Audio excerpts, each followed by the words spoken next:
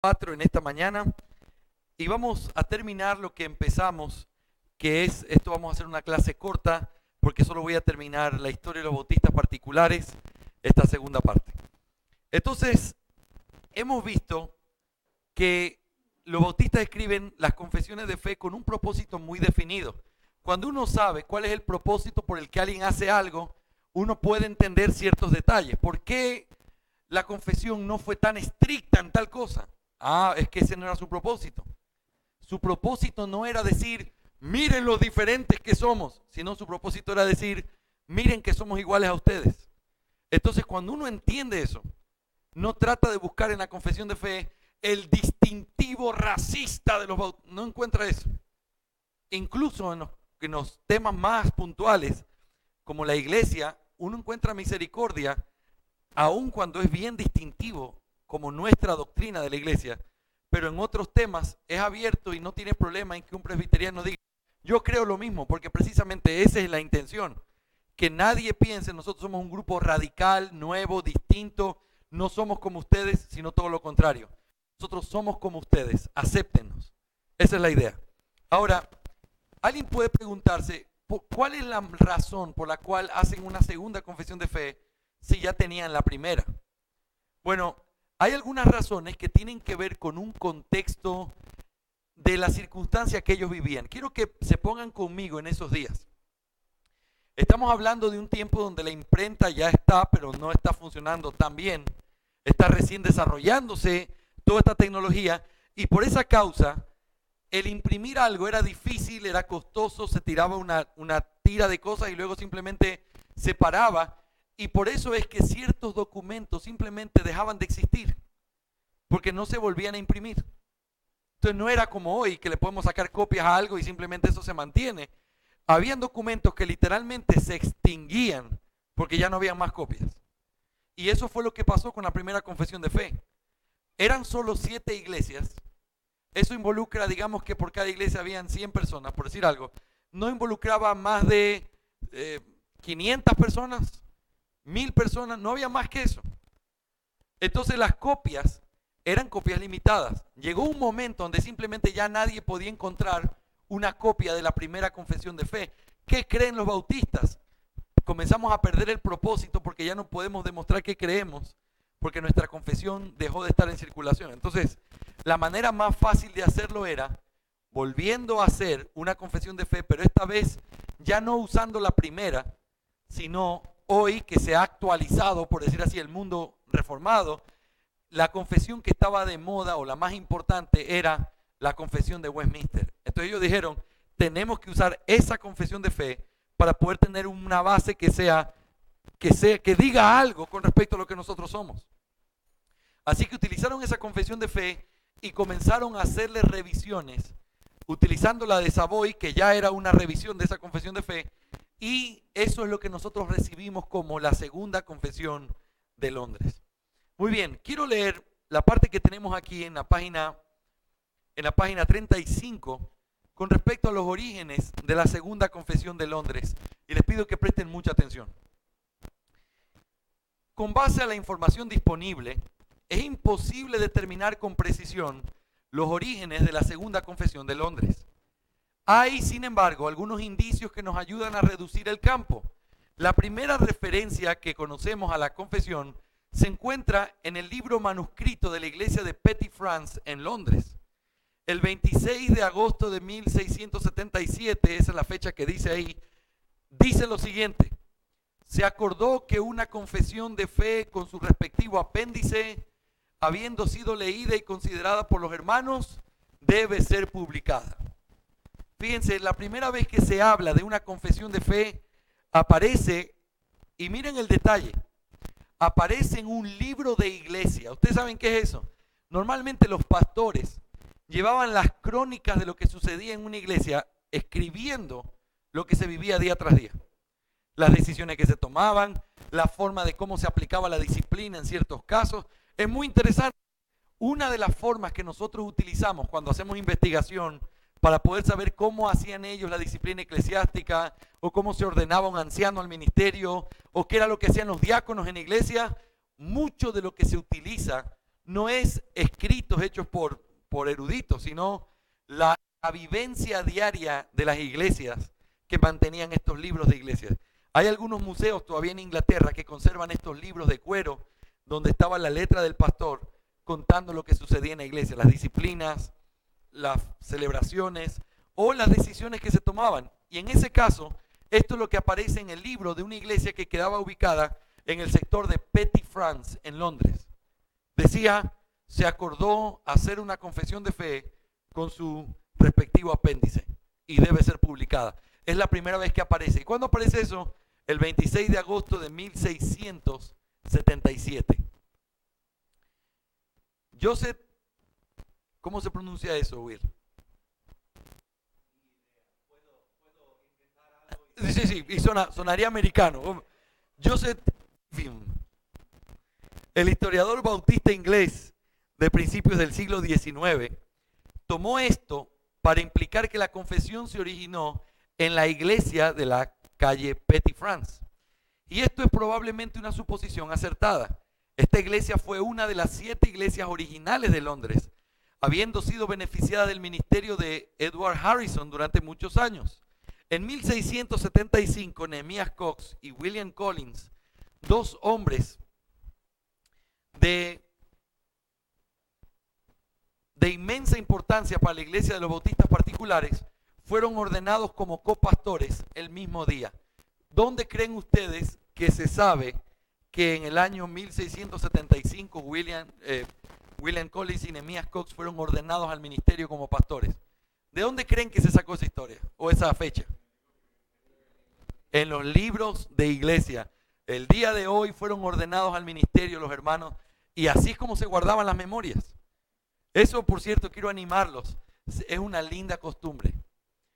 Cuando estaba yo en la iglesia Patricia Pilar, a veces me sentaba a leer el libro de actas de las asambleas. Eso es una costumbre bautista. Bautista de los verdaderos bautistas.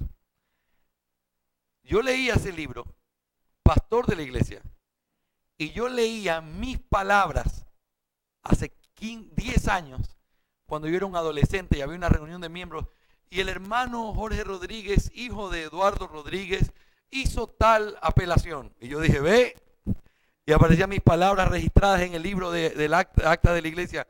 Qué hermoso es recordar eso. Era triste también en ciertas ocasiones leer y tal hermano salió de la iglesia o pidió su membresía por tal cosa. Y tal, pero sea como sea, es parte de la historia de una iglesia. Tal hermano fue disciplinado, tal hermano no cumplió su disciplina, fue expulsado, tal hermano se arrepintió y fue puesto otra vez en la vida de la iglesia en comunión. Todo eso es parte de la vida de una iglesia y qué lindo es que cuando pasen los años se pueda contar, no que fue una iglesia perfecta, sino que fue una iglesia donde se aplicó correctamente lo que Dios dice en su palabra. Qué bendición, ¿verdad?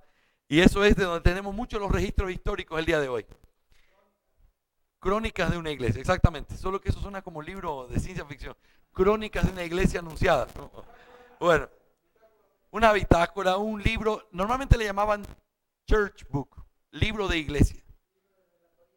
Eso suena bien político.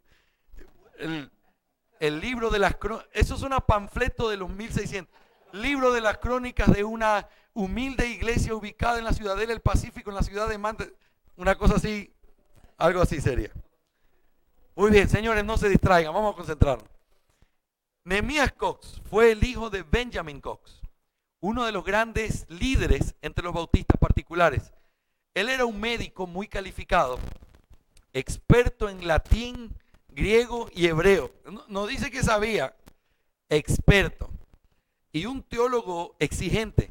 Cuando el evangelista Tomás Collier, quien era parte de la parte oriental del país, comenzó a desviarse de la ortodoxia calvinista de las iglesias de Londres, los ancianos de Londres le pidieron a Cox que respondiera en forma impresa a los puntos de vista de Collier. Esto es muy típico de la historia.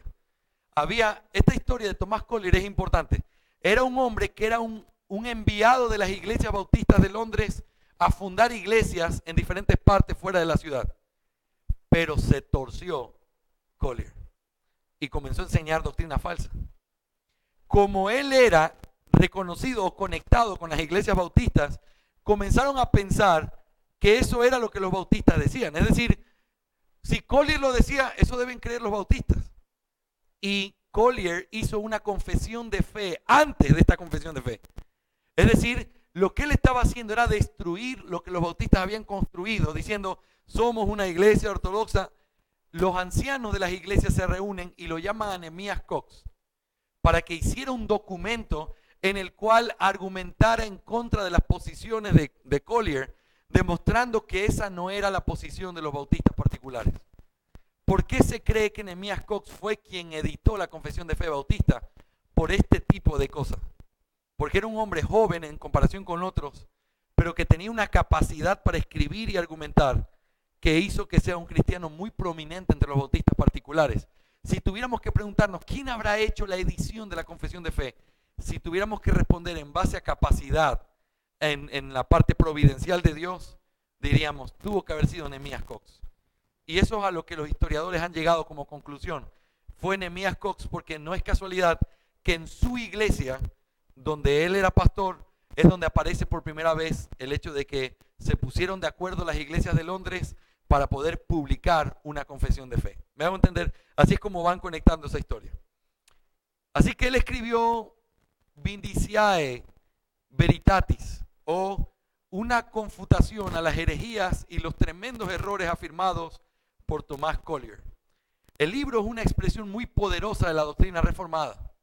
En 1681, durante un periodo de persecución, Cox publicó también algo que se llama un sermón predicado en la ordenación de un anciano y diácono en una congregación de bautizados en Londres. Este es un resumen muy útil de las funciones y responsabilidades de los ancianos y diáconos. Un paréntesis, este libro está en español y es gratuito en internet. Lo tradujo el Ministerio Chapel Library de Florida y está como los ancianos y diáconos bíblicos o algo así. Si ustedes ponen Nehemías Cox Chapel Library en Google, van a encontrar ese libro en español y lo van a poder leer. Y fíjense el detalle. Ese libro es una predicación que Nehemías Cox dio cuando se estaban ordenando unos ancianos y unos diáconos en una iglesia. Es decir, van a hacer la ordenación de los ancianos en Manta y lo invitan a Nehemías Cox. Y él vino y lo que él predicó ese día es lo que nosotros tenemos ahí en ese documento. Y le voy a decir una cosa. Qué documento tan claro, sólido bíblicamente, que demuestra cuáles son las responsabilidades de un anciano y de un diácono. Y era una predicación, no era un libro de teología hecho para eruditos que pregone era la gente sencilla que iba a escuchar esa predicación. Y que gracias al Señor por su providencia se mantuvo hasta el día de hoy y lo podemos seguir leyendo. Y quiero animar otra vez a los pastores. Nuestras predicaciones tienen que ser predicaciones pensando en que pueden ser de beneficio y de ayuda a las personas que están escuchando. No es simplemente, hoy me toca predicar, me paro, ya pasaron los 45 minutos, gracias Señor, ya se acabó.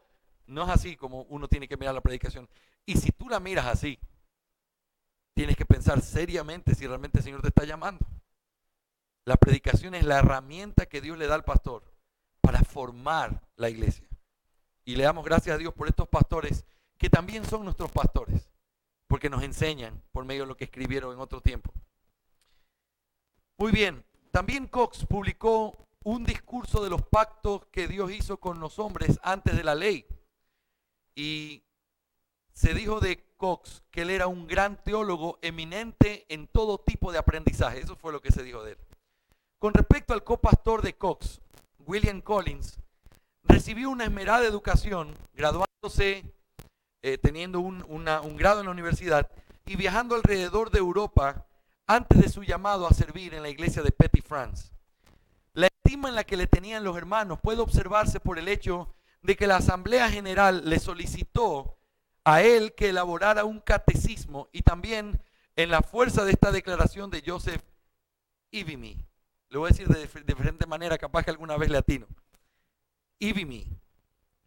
Es probable que el catecismo bautista fue completado por el señor Collins, aunque ha sido llamado por alguna razón el catecismo de Kitch. Kitch era otro bautista, pero se cree que el catecismo que tenemos hasta el día de hoy de los bautistas fue hecho por el copastor de Nehemías Cox. O sea, estamos hablando de gente que no era cualquier gente, era gente muy importante aún para ese tiempo. Collins, de acuerdo con los comentarios hechos por John Pigot en un sermón de funeral, otro paréntesis interesante en la historia, mucha de la información que tenemos son de sermones que se predicaban en los funerales de personas. Por ejemplo, es célebre, si ustedes han recorrido un poco la literatura reformada, es célebre la predicación de Felipe Melanchthon en la funeral de Martín Lutero. Y son cosas que se mantienen. ¿Quién predicó en tu funeral? Era como una especie de honor. Es decir, tú vas a predicar y esa predicación se perpetuaba, la predicación de un funeral. Y eran predicaciones que tenían diferentes cosas. Ahora fíjense, lo que vamos a decir ahora sobre Collins fue algo que se sacó de una predicación que alguien dio en el funeral de alguien. Él dice, fue un anciano estudioso y un buen pastor, destacado por su espíritu apacible. Los temas en los que normalmente insistió en el curso de su ministerio fueron las grandes e importantes verdades del Evangelio que él manejaba con gran juicio y claridad. ¿Cómo habría las miserias de la caída del hombre? Y de qué manera predicaba de las excelencias de Cristo y de las virtudes de su sangre y de su voluntad de salvar miserables pecadores resucitados de su condenación. Sus sermones fueron útiles bajo la influencia de la gracia divina para convertir, edificar, para iluminar y establecer, para conducir a la fuente de la verdad, las sagradas escrituras, con las que constantemente departía en sus idiomas originales, después de haber leído los mejores críticos antiguos y modernos, de modo que los hombres de la más alta percepción podrían aprender de sus predicaciones desde el púlpito, al igual que aquellos con la intelectualidad más humilde. Eso es lo que se dijo de Collins el día de su muerte. Tal testimonio de su carácter y habilidad bien podrían ponerlo a la altura de un coeditor de la Confesión de Fe. A pesar de que no se puede afirmar con certeza, mucha evidencia circunstancial apunta hacia Cox y Collins como los creadores de la confesión. Ambos eran hombres competentes y respetados, y la primera mención a este documento se encuentra en el libro de su iglesia, donde se aprueba su publicación. A cada uno de ellos se le pidió que tomara la iniciativa en este escrito teológico, un hecho que podría esperarse de hombres como ellos.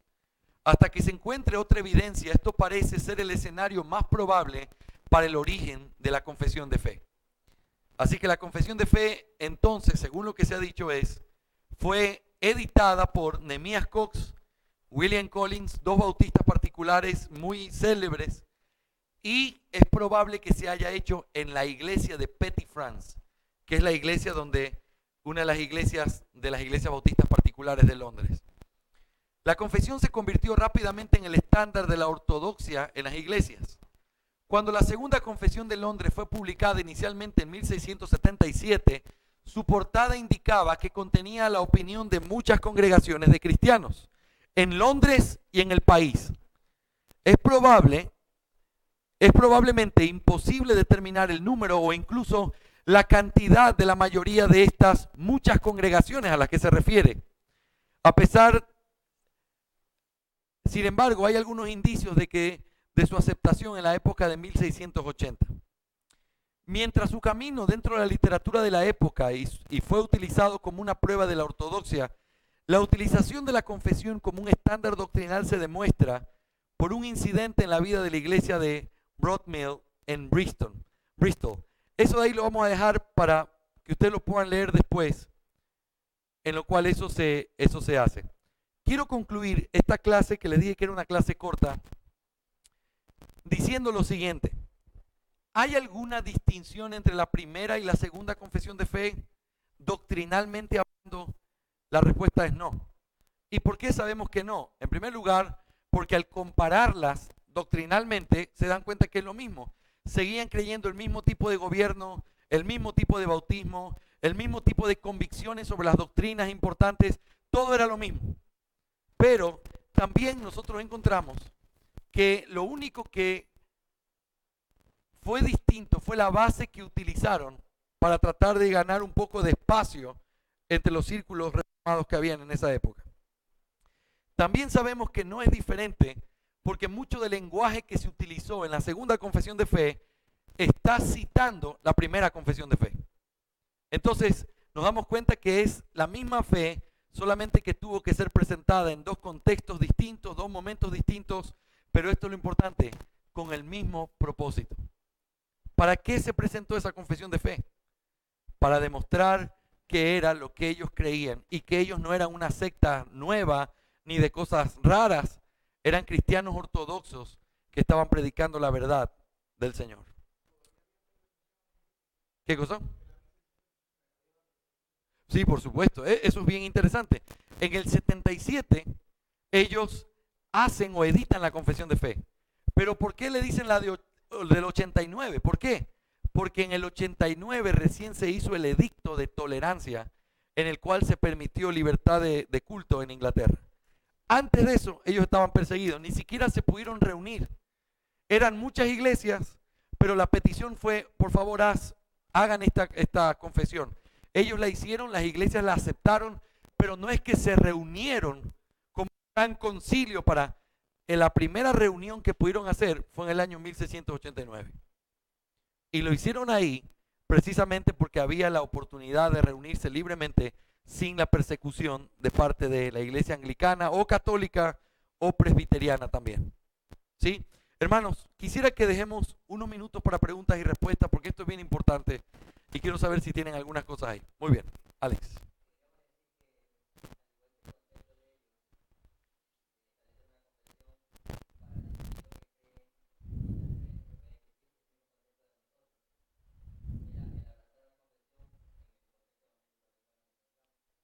Sí, bueno, podríamos decir que la confesión siempre ha tenido la misma utilidad, digamos, ¿no? Las confesiones han sido usadas y ese solamente ellos, los bautistas, tomaron prestado una práctica que ya la iglesia lo había hecho. Es la práctica de confesar la fe. No sé si ustedes han visto o han leído la historia de Lutero, cuando, y sobre todo me viene a la mente la parte final en la película, cuando él está con su esposa en el campo y están orando porque las cabezas de Alemania van y se reúnen delante del rey para poder decir que ellos ya no van a ser católicos, sino que ellos se han unido. Y entonces escriben la confesión de Hamburgo, de Habsburgo, así, Will sabe cómo pronunciarlo. Y cuando hacen esta confesión, era la confesión que decía públicamente qué era lo que esos reyes creían y por qué ellos se sostenían firmes en esa fe. Entonces desde ahí, desde el principio de la Reforma, tú ya ves gente proclamando lo que cree por medio de un escrito con el cual si tú querías preguntarme qué yo creía, aquí estaba, para que no se preste nunca a confusiones. No, es que ustedes han dicho tal cosa. Esto es lo que nosotros decimos. Aquí está lo que nosotros predicamos. Entonces, la confesión de fe ha sido una forma de mostrar la fe que tiene alguien, ha sido una forma de defender la fe que tiene alguien y ha sido la forma de encontrar un acuerdo entre todos los que estamos alrededor. ¿En cuáles son las cosas que nos ponemos de acuerdo? Si no está escrito, puede haber ambigüedades con el paso de los años, pero si está escrito, nosotros sabemos que el estándar no se mueve. ¿Me hago entender? Ese es el principio de por qué se usaban confesiones de fe en ese tiempo y por qué lo seguimos haciendo hoy.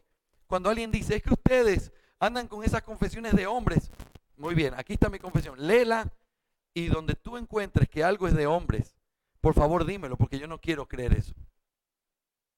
A veces las acusaciones que se hacen sobre la doctrina reformada o sobre nuestras convicciones son doctrinas basadas en ideas, en cosas que yo escuché. Es que yo escuché que ustedes dicen, no, usted no escuche lo que dicen.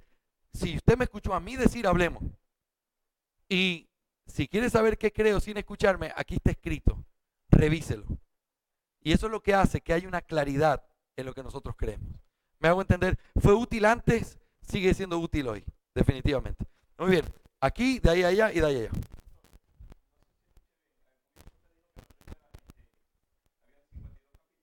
Sí, sí. Lo que pasa es que ellos le llaman capítulos, pero eran solamente párrafos. Entonces son 52 párrafos, digamos. y después los unieron y ya quedaron. La de Londres, la segunda, es mucho más larga que la primera. La primera no es tan larga. 52 porque son 52 cosas de las que habla. De la ofrenda, del pastor, de los diáconos. Es solo un párrafo por tema. Aquí tú tienes el tema, que es el capítulo, y tienes 4 o 5 párrafos explicando lo que creemos sobre eso. Es mucho más detallada que la primera. Eduardito.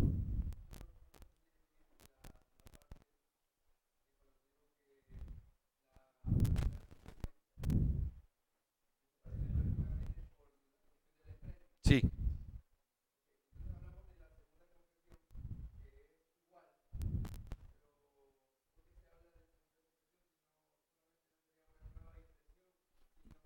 No, no, porque la primera tenía 52 capítulos, era completamente distinta.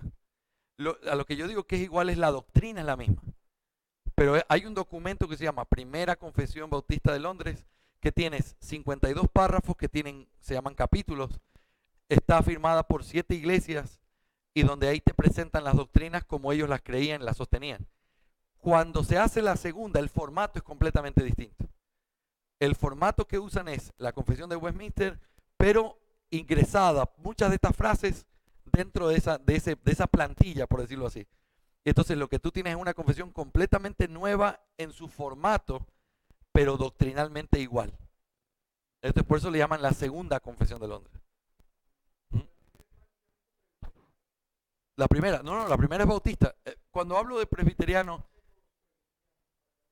bueno, era bautista, pero estos detalles que los presbiterianos pidieron, por decir así, limaron un poco la forma de expresarlo, no la doctrina, sino la forma en la que lo decían, para que no suene tan como que, ¿quieres tener comunión conmigo o no? Entonces habla más bonito, es un poco la idea. Entonces, cuando ya se cambia la forma de hablar, se sigue sosteniendo lo mismo, pero No, ya bautizaban adultos. Ujú.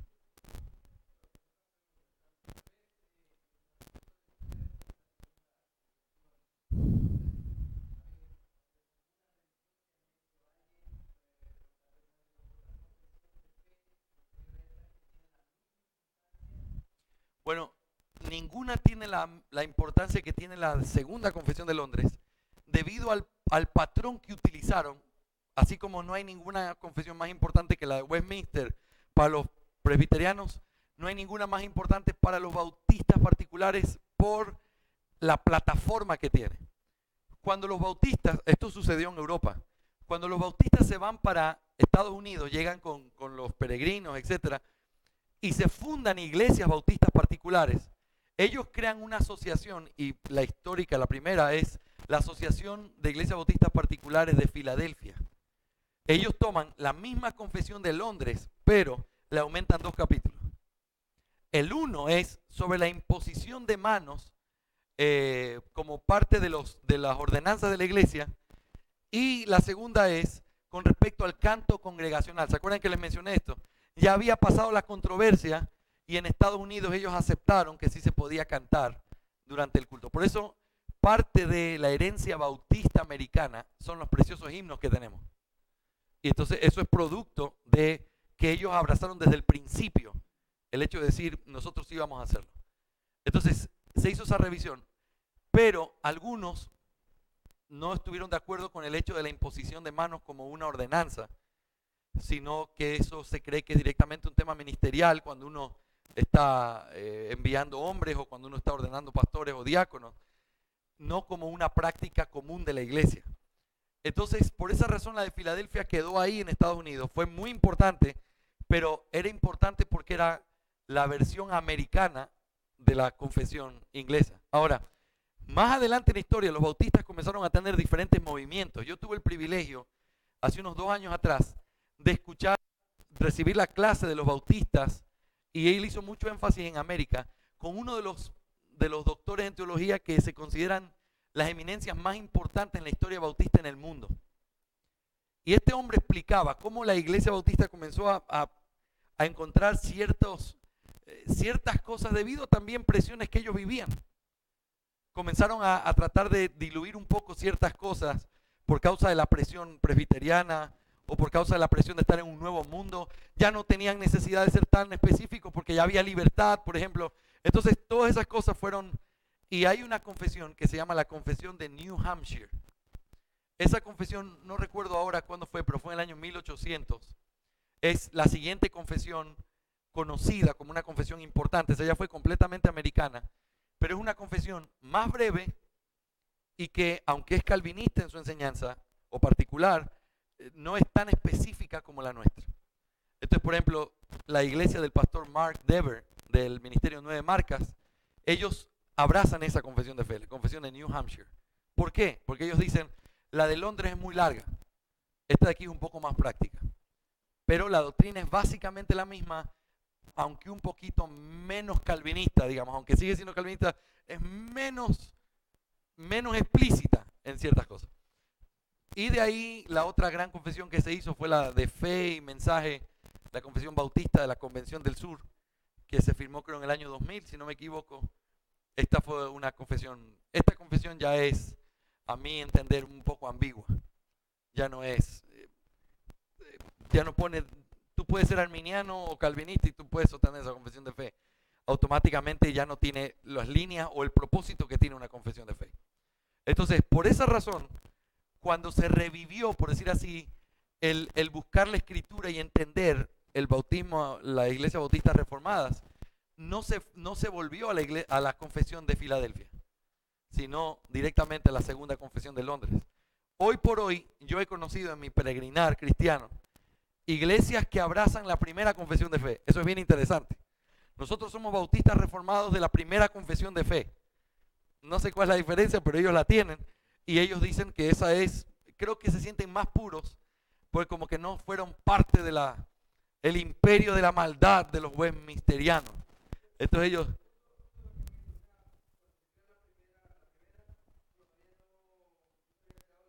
No, por eso usaron las otras dos confesiones, la verdadera y la de la médula teológica. Porque esos eran los estándares. ¿De nuestra primera? No. La de Westminster parte de la médula teológica, de todo el escrito puritano que había en ese tiempo. Los presbiterianos no nos miraban a nosotros como dignos de decir, a ver, préstame tu confesión para revisarla. No era, nos aceptaban, pero...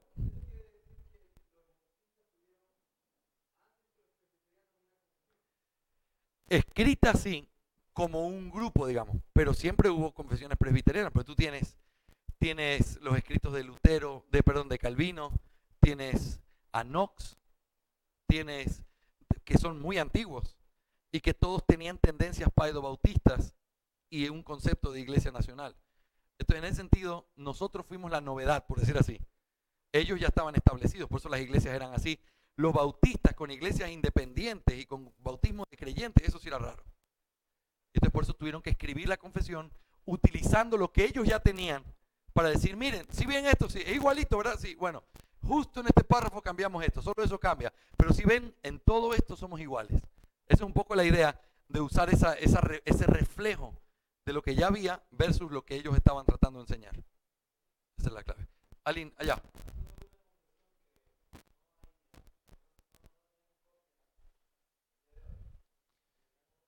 Bueno, tú sabes que hay, por lo menos lo que la historia va detallando, hay muchas cosas de las que ya no se conservan copias, pero no hay confesiones de fe que no se conserven copias. Las confesiones históricas son la primera, la segunda, la de Filadelfia y la de New Hampshire como las básicas de las iglesias bautistas particulares. El resto ya son confesiones que han surgido de diferentes grupos que salen de esos grupos centrales, digamos. Entonces, hay documentos que ya no tenemos, pero son predicaciones, por ejemplo, a veces citando alguna fuente dicen como dijo tal cosa en su libro y de pronto el libro ya no hay copia. Entonces tú sabes que existió ese libro, pero... O hay iglesias que firmaron en la confesión de fe y no sabemos nada de esas iglesias. Nunca se ha encontrado un libro de iglesia, nunca se han encontrado los nombres de los pastores, por ejemplo, cosas como esa. Tú no sabes, solamente sabes que existió una iglesia en tal año porque ahí está la firma de ese pastor, pero no sabes nada más. Pero confesiones no, porque la confesión tenía el propósito de reproducirse y tener muchas copias para que todos lo sepan. Y entonces, aún los libros, como este que escribió Nehemías Cox, el de Tomás Collier hablando de cosas, tomando el nombre de los bautistas para decir cosas equivocadas. Todo eso guardamos todavía copias. Pero no hay ninguna confesión que se haya escrito que haya quedado borrada o no clara. Incluyendo hace años, en esta misma clase que les contaba, me pidieron comprar un libro donde están las confesiones de los bautistas. Hay cientos, o sea, no son 3, son cientos. Pero son confesiones personales. La confesión de fulanito, él hace su confesión de fe. La confesión de tal iglesia era un grupito de iglesias en tal lugar. Entonces, pero te estoy hablando en el sentido general, reconocidas por todos, solamente esas que te menciono. Sí, mi hermano.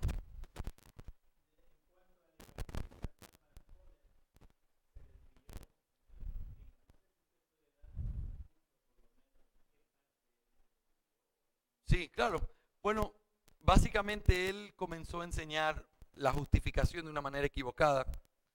La justificación la entendemos como por medio de la fe en el Señor Jesucristo. Y su enseñanza fue basada casi en obras meritorias, que fue un error común de ese tiempo. Les voy a explicar por qué. Porque eso es lo que creían Agustín. No le digan a nadie que yo dije eso. Pero eso creía Agustín. Y eso creían los padres de la Edad Media. Creían que la salvación era por fe. Pero la fe lo que hacía era que perfeccionaba tus obras humanas para que puedan ser agradables ante Dios, y Dios te justificaba por esas obras por medio de la fe. ¿Me hago entender? Entonces, exactamente, es que ahí es donde toma la Iglesia Católica su doctrina. Claro que la Iglesia Católica se va al otro extremo y dice, es obras, directamente ya es meritorio. Acá era una confusión entre fe, pero al mismo tiempo esa fe obra. Y como obra, lo que hace es que te da obras que te hacen aceptable ante Dios. Exacto, te justifican por medio de todo. Entonces, ese tipo de enseñanza, las enseñanzas con respecto al pacto, por eso él tuvo que escribir todas estas cosas. Él estaba enseñando cosas erradas con respecto al bautismo. Él cambió perspectiva. Yo no sé si él se hizo arminiano después, comenzando a enseñar que la salvación se perdía. Entonces, todo eso tuvo que ser, porque acuérdense lo que les dije, él escribió una confesión de fe. Y como él era reconocido como un enviado por las iglesias bautistas de Londres, si él escribió una confesión de fe, ¿qué es lo que ustedes pensarían? Ah, esto es lo que creen los bautistas de Londres, ¿sí o no? Por eso fue que ellos tuvieron que enviar a Nehemías Cox a escribir eso. Y luego, escuchen lo que les voy a decir, los estudios recientes muestran que una de las razones por las que ellos escriben la segunda confesión de fe es para contradecir la confesión de Tomás Collier. Porque él estaba tomando el nombre de ellos para decir algo que ellos no creían. Ellos tenían que defender que era lo que ellos sí creían. Entonces, pero este documento que está aquí, yo espero que lo puedan traducir al español en un poco tiempo, pero este documento es importante, el que escribió Nehemías Cox contradiciendo lo que Collier estaba diciendo. Eso tiene mucha teología, es algo muy, muy amplio en su explicación de detalles que quizás al simple oído no diría, pero ¿y cuál es la diferencia con eso? Pero cuando tú ya ves la profundidad de lo que eso incluía, dices, mira, esa gente tenía un discernimiento mayor. Sabían que aquí no se veía mucho la distancia, pero si seguían avanzando, ya la distancia era mayor y mayor cada vez más. Entonces, es ahí donde se atacó. Y acuérdense de esto, la confesión fue usada para ser aceptados, pero también para poder desmentir lo que Collier había dicho que los bautistas creían. No, esto es lo que creemos. ¿Y dónde está? En esta segunda confesión de fe. Eso es bien importante. Algunos creen, esto es un detalle extra, que el capítulo 7 de la confesión, que habla del pacto, y alguien puede decir, pastor, pero el pacto es un tema que tiene que ver con directamente nuestra diferencia con los presbiterianos. Recibí una clase del pacto con un hombre que acaba de hacer su doctorado en ese capítulo de la confesión, y él dijo que básicamente no era para tratar de diferenciarse de los presbiterianos, porque un presbiteriano puede tomar nuestro capítulo 7 y decir, yo creo lo mismo. No era para diferenciarse de los presbiterianos, era para poder demostrar que lo que Collier estaba diciendo no era verdad. Entonces fíjense, ya la meta no es solamente somos igual que ustedes. Ya la meta no es solamente nosotros no somos anabautistas. Ya la meta tiene que ver con demostrar ciertas acusaciones ya desde adentro que comenzaron a desvincular lo que realmente ellos creían. Entonces la confesión está llena de detalles como Esto está mal y sabemos que eso es un tema relacionado con los anabautistas. Esto está mal y sabemos que es un tema relacionado con los cuáqueros. Esto está mal y están haciendo mención a Tomás Collier. ¿Por qué? Porque dentro del contexto de la confesión hay enemigos a los que ellos están tratando de aclarar por medio de sus comentarios. A veces una frase que para nosotros no significa nada, para ellos realmente era importante lo que estaban diciendo. Como la frase con la que empieza la confesión de fe. La confesión dice: las Sagradas Escrituras constituyen la única regla suficiente para todo conocimiento y fe salvador. Ni la de Westminster ni la de Savoy empiezan así. ¿Y por qué la nuestra empezó así? Si es una edición de esas. Y entonces James Renahan hace un análisis y dice: es probable que lo hayan dicho por causa de los anabautistas, por causa de los cuáqueros o por causa de los presbiterianos. Porque los anabautistas creían que Dios seguía hablando. Y ellos dicen: no, la única es la Escritura. Los cuáqueros decían: es que hay una luz interior que uno puede sentir si tú te callas. Las reuniones de los cuáqueros eran momentos en silencio donde nadie hablaba, todos orando, y ellos decían que Dios les hablaba de esa manera desde su interior, con la luz interior. No, las Sagradas Escrituras es la única autoridad. Y los presbiterianos, porque los presbiterianos llegaron a utilizar mucho sus consecuencias lógicas de la doctrina para llegar a decir cosas como el bautismo de niños. La pregunta es: ¿de dónde sacaron el bautismo de niños si eso no está en la Biblia? La respuesta es: utilizando consecuencias lógicas de la doctrina. Entonces ellos dicen: no, la autoridad es las Sagradas Escrituras. Ni siquiera tu razón, ni la lógica, ni la luz interior, ni una voz que te va a hablar. No, la autoridad es la palabra de Dios. Entonces, cuando uno entiende esto, ciertas frases o ciertas modificaciones en la confesión nos dan luz para nosotros poder entender: por eso es que dicen esto aquí. Por eso es que lo cambiaron. A veces los cambios son porque eran doctrinas distintas, o a veces los cambios siempre son para poder explicar mejor lo que en Westminster no se explica tan claro.